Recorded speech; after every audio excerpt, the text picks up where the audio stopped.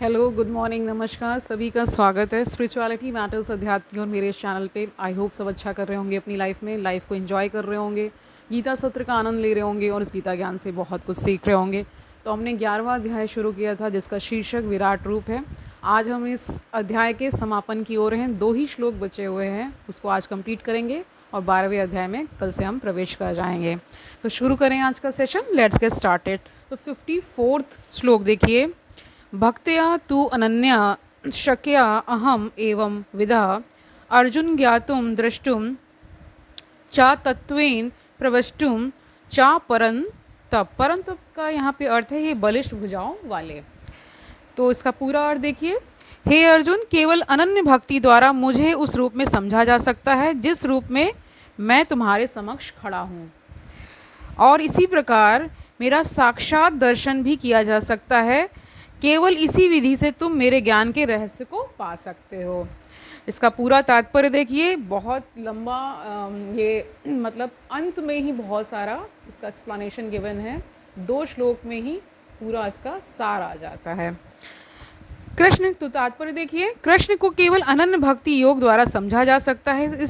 इस श्लोक में वे इससे स्पष्टता कहते हैं, मतलब स्पष्टता के साथ कहते हैं कि जिससे ऐसे अनधिकारी टीकाकार जो भगवत गीता को केवल कल्पना के द्वारा समझना चाहते हैं, यह जान सकें कि वे समय को अपव्यय कर रहे हैं, यानी नष्ट कर रहे हैं, उसका सदुपयोग नहीं करके उसका क्या अपव्यय कर रहे हैं, मतलब फिजूल खर्ची करना बोला जाता है वैसे तो शाब्दिक अर्थ में। कोई यह नहीं जान सकता कि वे किस प्रकार चतुर्भुज रूप में माता के गर्भ से उत्पन्न हुए और फिर तुरंत ही 2 भुजाओं वाले रूप में बदल गए। ठीक है।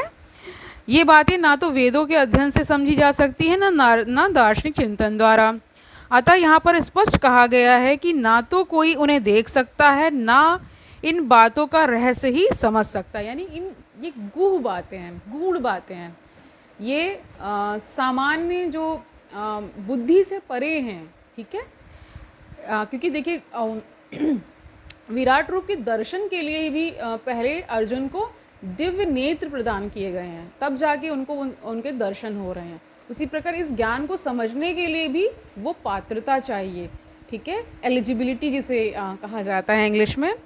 जब तक आप खुद को पवित्र नहीं कर लेते, ठीक है, इन सब अहंकार अहम इन सब से दूर नहीं हो जाते, तब तक इस गूढ़ ज्ञान को समझना क्या है, थोड़ा सा परे है, इस समझ के परे है। ठीक है, वही बताया जा रहा है। तो कह रहे अतः यहाँ पर स्पष्ट कहा गया है कि ना तो कोई उन्हें देख सकता है, ना ही इन बातों का रहस्य समझ सकता है, किंतु जो लोग वैदिक साहित्य के अनुभवी विद्यार्थी हैं वे अनेक प्रकार से वैदिक ग्रंथों के माध्यम से उन्हें जान सकते हैं। इसके लिए अनेक विधि विधान हैं, और यदि कोई सचमुच उन्हें जानना चाहता है तो उसे प्रमाणिक ग्रंथों में उल्लेखित विधियों का पालन करना चाहिए। वह इन नियमों के अनुसार तपस्या कर सकता है। उदाहरण के लिए कठिन तपस्या के हेतु वह कृष्ण जन्माष्टमी को, जो कृष्ण का आविर्भाव दिवस है, तथा मास की दोनों एकादशियों को उपवास कर सकता है। जहाँ तक दान का संबंध है, यह बात साफ है कि उन कृष्ण भक्तों को यह ध्यान दिया जाए जो संसार भर में कृष्ण दर्शन को या कृष्ण भावनामृत को फैलाने में लगे हुए हैं। यानी कि जो कृष्ण के भक्त हैं, कृष्ण भावनामृत में जो रहते हैं, कृष्ण के भाव में ही जो रहते हैं, उनको दान वगैरह दिया जाए, उनका सानिध्य पकड़ा जाए, तब जाके इस ज्ञान को हम पकड़ पाएंगे, ये कहा जा रहा है। ठीक है। यह बात साफ है कि उन कृष्ण भक्तों को यह दान दिया जाए जो संसार भर में कृष्ण दर्शन को या कृष्ण भावनामृत को फैलाने में लगे हुए हैं। कृष्ण भावनामृत मानवता के लिए वरदान है। रूप गोस्वामी ने भगवान चैतन्य की प्रशंसा परम दानवीर के रूप में की है, क्योंकि उन्होंने कृष्ण प्रेम का मुक्ति रीति से विस्तार किया, जिसे प्राप्त कर पाना बहुत कठिन है। अतः यदि कोई कृष्ण भावनामृत का प्रचार करने वाले व्यक्तियों को अपना धन दान में देता है, तो कृष्ण भावनामृत का प्रचार करने के लिए दिया गया यह दान संसार का सबसे बड़ा दान है। और यदि कोई मंदिर में जाकर विधि पूर्वक पूजा करता है, तो यहाँ पे ब्रैकेट में क्या गिवन है वो देख लीजिए। भारत के मंदिरों में सदा कोई ना कोई मूर्ति, सामान्यतः विष्णु या कृष्ण की मूर्ति रहती है, तो यह भगवान की पूजा करके तथा उन्हें सम्मान प्रदान करके उन्नति करने का अवसर होता है। नौसखियों, यानी जो नए नए होते हैं उनको नौसखियों कहा जाता है। नौसिखियों के लिए भगवान की भक्ति करते हुए मंदिर पूजा अनिवार्य है, जिसकी पुष्टि श्वेता उपनिषद में हुई है। तो देख लीजिए क्या पुष्टि हुई है। यस्य देवे परा भक्ति यर्था देवे तथा गुरो तस्येते कथिता ह्यार्थ प्रकाशन्ते महात्मनः। तो इसका अर्थ भी देख लीजिए, जिसमें भगवान के लिए अविचल भक्ति भाव होता है, यानी कि बिना कोई विचलन के जो भक्ति भाव होता है, और जिसका मार्गदर्शन गुरु करता है, यानी गुरु के मार्गदर्शन में ही हो पाएगा, जिसमें भी उसकी वैसी ही अविचल श्रद्धा होती है, वह भगवान का दर्शन प्रकट रूप में कर सकता है। मानसिक चिंतन यानी मनोधर्म द्वारा कृष्ण को नहीं समझा जा सकता। जो व्यक्ति प्रामाणिक गुरु से मार्गदर्शन प्राप्त नहीं करता, उसके लिए कृष्ण को समझने का शुभारंभ कर पाना ही भी कठिन है। यहाँ पर तू शब्द का प्रयोग विशेष रूप से कह रहे हैं यह सूचित करने के लिए हुआ कि कोई अन्य विधि ना तो बताई जा सकती है, ना प्रयुक्त की जा सकती, ना ही कृष्ण को समझने में सफल हो सकती है। कृष्ण के चतुर्भुज तथा द्विभुज साक्षात रूप अर्जुन को दिखाए गए क्षणिक विश्व रूप में से सर्वथा भिन्न है। नारायण का चतुर्भुज रूप तथा कृष्ण का द्विभुज रूप दोनों ही शाश्वत तथा दिव्य, यानी जो नारायण है भगवान है, ठीक है, उनका चतुर्भुज रूप और जो कृष्ण का द्विभुज यानी दो भुजाओं वाला रूप वो दिखाया गया है अर्जुन को, और वो दोनों ही शाश्वत हैं और दिव्य हैं, ठीक है। जबकि अर्जुन को दिखलाया गया विश्व रूप नश्वर है। सुदु दर्शमम शब्द का अर्थ है कि देख पाने में, सुदूरदर्शम है ना, यानी कि एक तरह से कठिन है, ये कहा गया है इसमें, देख पाने में कठिन, जिससे पता चलता है कि इस विश्व रूप को किसी ने नहीं देखा था। इससे यह भी पता चलता है कि भक्तों को इस रूप को दिखाने की आवश्यकता भी नहीं थी, ठीक है। तो वो तो उनके आग्रह करने पे ये सब हुआ अर्जुन के, ठीक है। इस रूप को कृष्ण ने अर्जुन की प्रार्थना पर दिखाया था, ठीक है, प्रार्थना की थी, जिससे भविष्य में यदि कोई अपने को भगवान का अवतार कहे तो लोग उससे यह कह सके कि तुम अपना विश्व रूप दिखलाओ। पिछले श्लोक में ना शब्द की पुनरुक्ति यानी कि बार बार होना ना, पुनरुक्ति सूचित करती है कि मनुष्य को वैदिक ग्रंथों के पांडित्य का गर्व नहीं होना चाहिए, यानी अहंकार नहीं आना चाहिए अगर आपको ज्ञान हो गया है तो, ठीक है। उसे कृष्ण की भक्ति करनी चाहिए तथा तभी वह भगवत गीता की टीका कर लिखने का प्रयास कर सकता है। कृष्ण विश्व रूप से नारायण के चतुर्भुज रूप में और फिर अपने सहज द्विभुज रूप में परिणत होते हैं। इससे यह सूचित होता है कि वैदिक साहित्य में उल्लेखित चतुर्भुज रूप तथा अन्य रूप कृष्ण के आदि द्विभुज रूप से ही उद्भूत हैं। वे समस्त उद्भवों के उद्गम हैं, यानी कि जितना भी संसार में आपको दिख रहा है वो सब भगवान से ही हो रहा है, यानी भगवान से ही सब उत्पन्न हो रहा है। ये तो पहले भी बताया गया है ना। कृष्ण इनसे भी भिन्न है। निर्विशेष रूप की कल्पना का तो कुछ कहना ही नहीं। जहाँ तक कृष्ण के चतुर्भुजी रूपों का संबंध यह स्पष्ट कहा गया है कि कृष्ण का सर्वाधिक निकट चतुर्भुजी रूप जो महाविष्णु के नाम से विख्यात है और जो कारण अर्णव यानी में शयन करते हैं, ठीक है, तथा जिनके श्वास तथा प्रश्वास के अनेक ब्रह्मांड निकलते हैं। एवं कहते हैं भगवान जब सांस लेते हैं और जब सांस बाहर निकालते हैं उनसे ही ब्रह्मांड की रचना हो जाती है, ठीक है। तो इसकी कल्पना कर पाना ही अपने आप में बहुत दुष्कर है, समझ पाना इतना आसान नहीं है। जो भी भगवान का अंश है, ये सारे जैसे बता रहे हैं कि श्वास तथा प्रश्वास में अनेक ब्रह्मांड निकलते एवं प्रवेश करते रहते हैं भी भगवान, ये ब्रैकेट में था, यानी समझाने के लिए ये बताया जा रहा है। और फिर क्या बताया जा रहा है कि ये सब क्या है, भगवान का अंश है, जैसा कि ब्रह्म संहिता में कहा गया है। क्या कहा गया वो देख लीजिए। जिनके श्वास लेने से ही जिनमें अनंत ब्रह्मांड प्रवेश करते हैं तथा पुनः बाहर निकल आते हैं, वे महाविष्णु कृष्ण के अंश रूप हैं। अतः मैं गोविंद या कृष्ण की पूजा करता हूँ जो समस्त कारणों के कारण है। अतः मनुष्य को चाहिए कि कृष्ण के साकार रूप को भगवान मानकर पूजें, क्योंकि वही सच्चिदानंद रूप हैं, स्वरूप हैं। वे विष्णु के समस्त रूपों के उद्गम हैं, वे समस्त अवतारों के उद्गम हैं और आदि महापुरुष हैं, जैसा कि भगवत गीता में पुष्ट होता है। तो क्या पुष्ट किया गया है वो देख लीजिए। मैं कृष्ण को प्रणाम करता हूँ जो सच्चिदानंद स्वरूप हैं। मैं उनको नमस्कार करता हूँ क्योंकि उनको जान लेने का अर्थ है वेदों को जान लेना, ठीक है। तो वेद का भी अध्ययन इतना आसान नहीं है, ये बताया जा रहा है यहाँ पे। अतः वे परम गुरु हैं। उसी प्रकरण में कहा गया है कृष्णो वै परमम दैवतम, यानी कृष्ण भगवान हैं, ठीक है। गोपाल तापनी उपनिषद भी है, देखिए कोई, एको वशी सर्वगा कृष्ण इंग्या, ठीक है, वह कृष्ण भगवान हैं और पूज्य हैं। एको अपि सन बहुधा यो अवभाति, ठीक है, कृष्ण एक हैं किंतु वे अनंत रूपों तथा अंश अवतारों में के रूप में प्रकट होते हैं, यानी बता रहे अंश जो हैं उनके विविध रूप हो जाते हैं, तत्व एक ही है। ये तो बार बार बताया गया है कि तत्व एक ही है, और जब उनकी इच्छा होती है तो वो अपना क्या कर लेते हैं, रूप बना लेते हैं बहुत सारे, ठीक है। अब देखिए ब्रह्म संहिता का कथन है, देख लीजिए। ईश्वर परमा कृष्ण सचिदानंद विग्रह अनादि आदि गोविंद सर्व कारणम, ठीक है।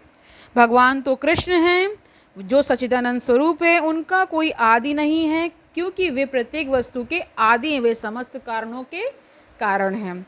तो देखिए यहाँ पे बता दिया गया है, जैसे जैसे अध्याय का अंत हो रहा है, हम उसके समापन की ओर हैं, तो सारा उसका निचोड़ यहाँ पे आ जा रहा है, ये आप समझ पा रहे होंगे। अन्यत्र भी कहा गया, क्या कहा गया देख लीजिए। यत्रावतीर्णम कृष्णाख्यम परमम ब्रह्म नरा कृति, यानी भगवान एक व्यक्ति हैं, उसका नाम कृष्ण है और वह कभी कभी इस पृथ्वी पर अवतरित होता है। इसी प्रकार श्रीमद् भागवत में भगवान के सभी प्रकार के अवतारों का वर्णन मिलता है जिसमें कृष्ण का भी नाम है, किंतु तब यह कहा गया है कि यह कृष्ण ईश्वर के अवतार नहीं अपितु साक्षात भगवान है। एते चांश कलह पुंसः कृष्णस्तु भगवान स्वयं। इसी प्रकार भगवत गीता में भगवान कहते हैं मत्तः परतरम नान्यत, यानी भगवान कृष्ण के रूप से और कोई रूप श्रेष्ठ नहीं है। अन्यत्र भी कहा गया है अहम आदिर्हि देवानाम, यानी मैं समस्त देवताओं का उद्गम हूँ। कृष्ण से भगवत गीता ज्ञान प्राप्त करने पर अर्जुन भी इन शब्दों में इसकी पुष्टि करता है।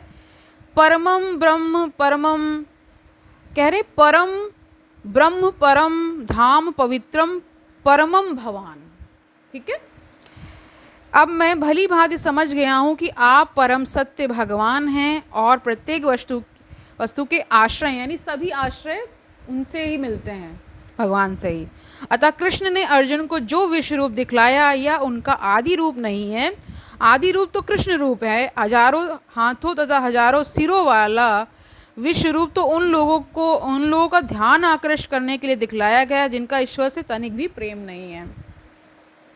यह ईश्वर का आदि रूप नहीं है। विश्व रूप उन शुद्ध भक्तों के लिए तनिक भी आकर्षक नहीं होता जो विभिन्न दिव्य संबंधों में भगवान से प्रेम करते हैं। भगवान अपने आदि कृष्ण रूप में ही प्रेम का आदान प्रदान करते हैं। अतः कृष्ण से घनिष्ठ मैत्री भाव से संबंधित अर्जुन को यह विश्व रूप तनिक भी रुचिकर नहीं लगा अपितु उससे भयानक लगा। बताया गया था कि बहुत डर गए थे अर्जुन उनका विश्व रूप या विराट रूप देख करके। कृष्ण के चिर सखा अर्जुन के पास अवश्य दिव्य दृष्टि रही होगी, वह भी कोई सामान्य व्यक्ति न था, इसलिए वह विश्व रूप से मोहित नहीं हुआ। यह रूप उन लोगों को भले ही अलौकिक लगे जो अपने को सकाम कर्मों द्वारा ऊपर उठाना चाहते हैं, किंतु भक्ति में रत व्यक्तियों के लिए तो दो भुजा वाले कृष्ण का रूप ही अत्यंत प्रिय है। तो अब 55 जो आखिरी श्लोक है इस अध्याय का वो देख लीजिए। मत कर्म कृत मत परमः मत भक्ता संवर्जितः निर्वैरः सर्वभूतेषु यह स माम एति पांडव।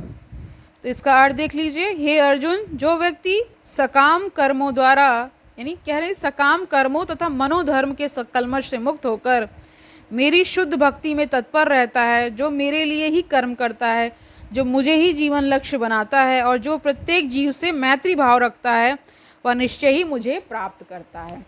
तो इसका तात्पर्य देख लीजिए। जो कोई चिन्मय व्योम के कृष्ण लोक में परम पुरुष को प्राप्त करके भगवान कृष्ण से घनिष्ठ संबंध स्थापित करना चाहता है, उसे स्वयं भगवान द्वारा बताए गए इस मंत्र को ग्रहण करना होगा। यह श्लोक भगवद गीता का सार माना जाता है। भगवद गीता एक ऐसा ग्रंथ है जो उन बद्ध जीवों की ओर लक्षित है जो इस भौतिक संसार में प्रकृति पर प्रभुत्व जताने में लगे हुए हैं और वास्तविक आध्यात्मिक जीवन के बारे में नहीं जानते हैं।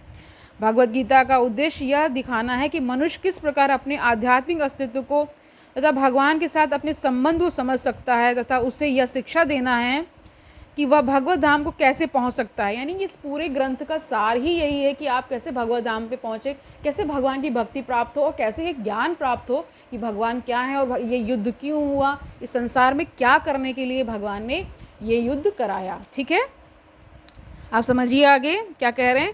भगवद गीता का उद्देश्य यह दिखाना है कि मनुष्य किस प्रकार अपने आध्यात्मिक अस्तित्व को तथा भगवान के साथ अपने संबंध को समझ सकता है तथा उसे यह शिक्षा देना है कि वह भगवत धाम को कैसे पहुंच सकता है। यह श्लोक उस विधि को स्पष्ट रूप से बताता है जिससे मनुष्य अपने आध्यात्मिक कार्य में अर्थात भक्ति में सफलता प्राप्त कर सकता है। भक्ति रसामृत सिंधु में कहा गया है, क्या कहा गया है वो देख लीजिए। ऐसा कोई कार्य ना करें जो कृष्ण से संबंधित ना हो, यह कृष्ण कर्म कहलाता है। कोई भले ही कितने ही कर्म क्यों न करें किंतु उसे उनके फल के प्रति आसक्ति नहीं होनी चाहिए।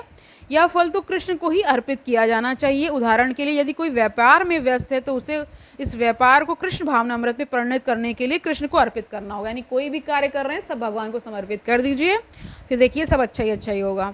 यदि कृष्ण व्यापार के स्वामी हैं तो इसका लाभ भी उन्हें ही मिलना चाहिए। यदि किसी व्यापारी के पास करोड़ों रुपए की संपत्ति हो और यदि वह इसे कृष्ण को अर्पित करना चाहे तो वह ऐसा कर सकता है। यही कृष्ण कर्म है। अपनी इंद्रिय तृप्ति के लिए विशाल भवन न बनवाकर वह कृष्ण के लिए सुंदर मंदिर बनवा सकता है। कृष्ण का अर्चा विग्रह यानी जो भगवान की अर्चना होती है उसके लिए बोला जा रहा है, वर्णित अर्चा विग्रह की सेवा का प्रबंध करा सकता है। यह सब कृष्ण कर्म है। मनुष्य को अपने कर्म फल में लिप्त नहीं होना चाहिए, अपितु इसे कृष्ण को अर्पित करके बची हुई वस्तु को केवल प्रसाद रूप में ग्रहण करना चाहिए। यदि कोई कृष्ण के लिए विशाल भवन बनवा देता है और उसमें कृष्ण का अर्चा विग्रह स्थापित करता है तो उसमें उसे रहने की मनाही नहीं रहती कि लेकिन कृष्ण को ही इस भवन का स्वामी मानना चाहिए। यानी कि आप कुछ भी बनवा रहे हैं, कोई भवन बनवा रहे हैं तो भगवान की स्थापना करवा दीजिए और फिर उसमें रहिए, कोई दिक्कत नहीं है। सब क्या है, भगवान के कहिए कि भगवान के ही आशीर्वाद से, भगवान की ही कृपा से सब ये सब संभव हो पा रहा है। ठीक है, यही कृष्ण भावनामृत है। किंतु यदि कोई कृष्ण के लिए मंदिर नहीं बनवा सकता तो वह कृष्ण मंदिर की सफाई में लग सकता है, यह भी कृष्ण कर्म है। वह बगीचे की देखभाल कर सकता है जिसके पास थोड़ी सी भी भूमि है, जैसा कि भारत के निर्धन से निर्धन व्यक्ति के पास भी होती, तो वह उसका उपयोग कृष्ण के लिए फूल उगाने के लिए कर सकता है। वह तुलसी के वृक्ष उगा सकता है क्योंकि तुलसी दल अत्यंत महत्वपूर्ण है। और भगवद गीता में कृष्ण ने उनको आवश्यक बताया है। पत्रम पुष्पम फलम तोयम बोला गया है ना, पढ़ा था हमने। कृष्ण चाहते हैं कि लोग उन्हें पत्र पुष्प फल या थोड़ा जल भेंट करें और इसी प्रकार की भेंट से वे प्रसन्न रहते हैं। यह पत्र विशेष रूप से तुलसी दल ही है, अतः मनुष्य को चाहिए कि वह तुलसी का पौधा लगाकर उसे सींचे। इस तरह गरीब से गरीब व्यक्ति भी अपने को कृष्ण सेवा में लगा सकता है। ये कतिपय उदाहरण है जिस तरह कृष्ण कर्म में लगा जा सकता है। यानी ये सब उदाहरण के माध्यमों से बताया जा रहा है कि ये सारे कर्म करके ये सारे क्या कर्म बन जाएंगे, कृष्ण कर्म बन जाएंगे। ठीक है, मत परमः शब्द उस व्यक्ति के लिए आता है जो अपने जीवन का परम लक्ष्य भगवान कृष्ण के परम धाम में उनकी संगति करना मानता है। ऐसा व्यक्ति चंद्र, सूर्य या स्वर्ग जैसे उच्चतर लोकों में अथवा इस ब्रह्मांड के उच्चतम स्थान ब्रह्मलोक तक में भी जाने का इच्छुक नहीं रहता। उसे उसकी की तनिक भी इच्छा नहीं रहती। उसकी आसक्ति तो आध्यात्मिक आकाश में जाने में रहती है।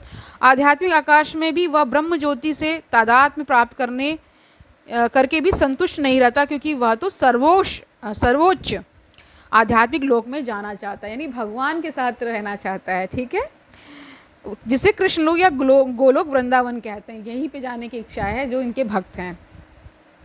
ठीक है, उसे उस लोक का पूरा ज्ञान रहता है, अतः वह अन्य किसी लोक को नहीं चाहता। जैसा कि मद भक्ता शब्द से सूचित होता है कि वह भक्ति में पूर्णतया रत रहता है।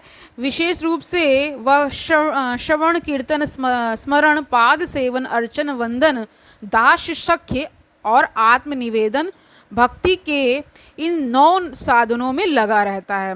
मनुष्य चाहे तो इन 9 साधनों में रत रह सकता है, अथवा 8 में, 7 में, नहीं तो कम से कम 1 में तो रत रह सकता है, तब वह निश्चित रूप से कृतार्थ हो जाएगा। संगवर्जिता शब्द भी महत्वपूर्ण है। मनुष्य को चाहिए कि ऐसे लोगों से संबंध तोड़ ले जो कृष्ण के विरोधी हैं। न केवल नास्तिक लोग कृष्ण के विरुद्ध रहते हैं, अपितु वे भी हैं जो सकाम कर्मों तथा मनोधर्म के प्रति आसक्त रहते हैं।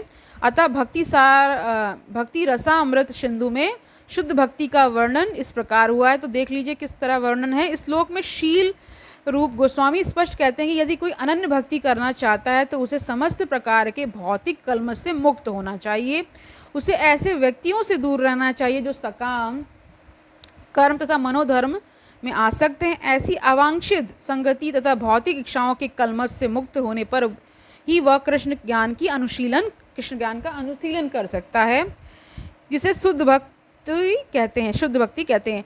आनुकूलस्य संकल्प प्रातिकूलस्य वर्जनम। तो यही कहा गया, मनुष्य को चाहिए कि अनुकूल भाव से कृष्ण के विषय में सोचे और उन्हीं के लिए कर्म करे, प्रतिकूल भाव से नहीं। कंस कृष्ण का शत्रु था। वह कृष्ण के जन्म से ही उन्हें मारने की तरह तरह योजनाएं बनाता रहा, किंतु असफल होने के कारण वह सदैव कृष्ण का चिंतन करता रहा। इस तरह सोते जागते काम करते वह सदैव कृष्ण भावना भावित रहा, किंतु उसकी वह कृष्ण भावना अनुकूल न थी। अतः 24 घंटे कृष्ण का चिंतन करते रहने पर भी वह असुर ही माना जाता रहा और अंत में कृष्ण द्वारा मार डाला गया। निसंदेह कृष्ण द्वारा वध किए गए व्यक्ति को तुरंत मोक्ष मिल जाता है, किंतु शुद्ध भक्त का उद्देश्य यह नहीं है। शुद्ध भक्त तो मोक्ष की भी कामना नहीं करता, वह सर्वोच्च लोक यानी गोलोक वृंदावन भी नहीं जाना चाहता। उसका एकमात्र उद्देश्य कृष्ण की सेवा करना है, चाहे वह जहाँ भी रहे। कृष्ण भक्त प्रत्येक से मैत्री भाव रखता है, इसलिए यहाँ उसे निर्वरा कहा गया है, अर्थात उसका कोई शत्रु नहीं होता। यह कैसे संभव है, प्रश्न कर रहे हैं। कृष्ण भावनामृत में स्थित भक्त जानता है कि कृष्ण की भक्ति ही मनुष्य को जीवन की समस्त समस्याओं से छुटकारा दिला सकती है। उसे इसका व्यक्तिगत अनुभव रहता है। फलता वह इस प्रणाली को यानी कि कृष्ण भावनामृत को मानव समाज में प्रचारित करना चाहता है। भगवत भक्तों का इतिहास साक्षी है कि ईश्वर चेतना का प्रचार करने में कई बार भक्तों को अपने जीवन को संकटों में डालना पड़ता है, यानी संकट आते हैं भक्त के जीवन में, वो बता रहे हैं। सबसे उपयुक्त उदाहरण जीसस क्राइस्ट का है। उन्हें अभक्तों ने शूली जलाई, यानी जो बहुत दुष्ट जन थे उन्होंने, सबको पता है, उनको फांसी पे उनको क्रॉस पे चढ़ा दिया था, ठीक है, किंतु उन्होंने अपना जीवन कृष्ण भावनामृत के प्रसार में उत्सर्ग किया। निसंदेह यह कहना कि वे मारे गए ठीक नहीं है। इसी प्रकार भारत में अनेक उदाहरण हैं, यथा प्रहलाद महाराज तथा ठाकुर हरिदास, ठीक है। ऐसा संकट उन्होंने क्यों उठाया, क्योंकि वे कृष्ण भावनामृत का प्रसार करना चाहते थे और यह कठिन कार्य है। कृष्ण भावना भावित व्यक्ति जानता है कि मनुष्य कृष्ण के साथ अपने संबंध को भूलने के कारण ही कष्ट भोग रहा है। अतः मानव समाज की सबसे बड़ी सेवा होगी कि अपने पड़ोसी को समस्त भौतिक समस्याओं से उबारा जाए। इस प्रकार शुद्ध भक्त भगवान की सेवा में लगा रहता है। तभी हम समझ सकते हैं कि कृष्ण उन लोगों पर कितने कृपालु हैं जो उनकी सेवा में लगे रहकर उनके लिए सभी प्रकार के कष्ट सहते हैं। अतः यह निश्चित है कि ऐसे लोग इस शरीर को छोड़ने के बाद परम धाम को प्राप्त होते हैं। सारांश यह है कि कृष्ण ने अपने क्षणभंगुर विश्व रूप के साथ साथ काल रूप को, जो सब कुछ भक्षण करने वाला है, और यहाँ तक कि चतुर्भुज विश्व रूप को भी दिखलाया, ठीक है। यहाँ पे ये बता रहे हैं कि भगवान ने सारे रूपों को दिखला दिया है, अपने काल रूप को, अपने चतुर्भुज रूप को, अपने द्विभुज रूप को, सब कुछ दिखाया अर्जुन को, ठीक है। इस तरह कृष्ण ने इन समस्त स्वरूपों के उद्गम हैं। ऐसा नहीं है कि वे आदि विश्व रूप या विष्णु की ही अभिव्यक्ति हैं, वे समस्त रूपों के उद्गम हैं। विष्णु तो हजारों लाखों हैं, लेकिन भक्त के लिए कृष्ण का कोई अन्य रूप उतना महत्वपूर्ण नहीं जितना कि मूल दो भुजी श्याम सुंदर रूप। ब्रह्म संहिता में कहा गया है कि जो प्रेम या भक्ति भाव से कृष्ण के श्याम सुंदर रूप के प्रति आसक्त है वह सदैव उन्हें अपने हृदय में देख सकते हैं और कुछ भी नहीं देख सकते। अतः मनुष्य को समझ लेना चाहिए कि इस 11वें अध्याय का तात्पर्य यही है कि कृष्ण का रूप ही सर्वोपरि एवं परम सार है। इस प्रकार श्रीमद् भगवद गीता के 11वें अध्याय विराट रूप का भक्ति वेदांत तात्पर्य पूर्ण हुआ। तो आज से ये 11वां अध्याय पूर्ण हुआ और हम कल से 12वां अध्याय करेंगे, यानी अध्याय 12 करेंगे, जिसका शीर्षक भक्ति योग है, ठीक है। तो आज के लिए इतना ही रखते हैं। काफ़ी लंबा सेशन था क्योंकि इसका एक्सप्लेनेशन, इसका तात्पर्य बहुत बड़ा था, क्योंकि ये पूरा, इस पूरे जो अध्याय है उसका, ये पूरा कह सकते हैं कि अंत में 2 श्लोकों में ही बहुत वृहद वर्णन, बहुत अच्छे से इनको समझाया गया है। एक एक बात को समझने वाली है कि भगवान ने क्यों रूप दिखाया, ये विराट रूप, ये विकराल रूप क्यों अर्जुन को दिखाया गया। फिर उसके बाद अर्जुन डर गए तो उन्होंने उनसे प्रार्थना की कि आप अपने मूल रूप में आ जाइए, चतुर्भुज जो रूप है आपका, नारायण रूप है, वो दिखाइए। फिर वो अपने 2 भुजाओं वाले रूप यानी कृष्ण रूप में भी आ गए थे। ठीक है, तो आज के लिए इतना ही रखते हैं, कल मिलते हैं। तब तक आनंद से रहिए, सुखपूर्वक अपना जीवन व्यतीत करिए, दूसरों को सुखी करिए, इस संसार में पॉजिटिविटी को फैलाइए, अच्छे अच्छे विचारों का मनन चिंतन करिए, दूसरों से वार्तालाप में इनका प्रयोग करिए, भगवान की महिमाओं का वर्णन करिए, अपनी जो बातचीत आप करते हैं उसमें इस तरह के श्लोकों का उदाहरण लेकर के एक दूसरे से इसको समझने की कोशिश करिए। कहते हैं ना, ज्ञान बढ़ाने से बढ़ता है। जितना आप इस पर विचार विमर्श करेंगे, जितना आप ऐसे आध्यात्मिक ग्रंथों का अध्ययन करेंगे, उतना ही कल्याण की ओर आप अग्रसर होते जाएंगे। कल मिलते हैं, तब तक के लिए हरि ओम तत्सत।